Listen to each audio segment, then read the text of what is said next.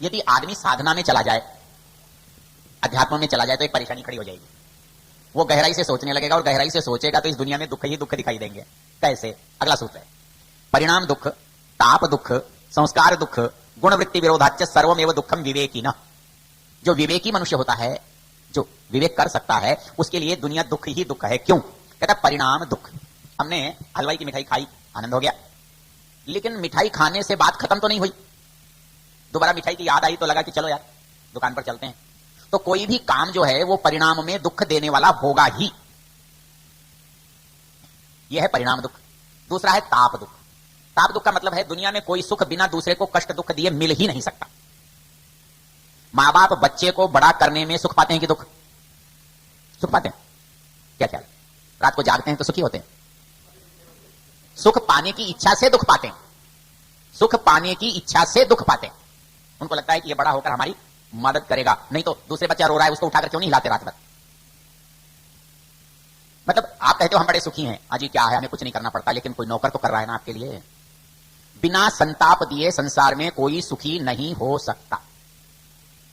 मां बाप को दोगे तो कष्ट दोगे, बच्चों को दोगे तो कष्ट दोगे, नौकर को दोगे तो कष्ट दोगे, साथी को दोगे तो कष्ट दोगे। मतलब आप यदि कोई सुविधा उठा रहे हो तो उस सुविधा का दंड कोई ना कोई भोग रहा है। यह है ताप दुख। संताप के बिना कोई सुख नहीं मिलता। परिणाम दुख, ताप दुख, संस्कार दुख। मतलब क्या हुआ कि हमने भोजन किया, इस समय भूख मिट गई, फिर भोजन की इच्छा हो गई, मतलब वो समाप्त ही नहीं हुआ दुख। दुनिया के किसी भी काम से कोई दुख कभी पूरी तरह से समाप्त नहीं होता। एक। दूसरा, वो दुख हमारे अंदर पड़ा रहता है या सुख हमारे अंदर पड़ा रहता है।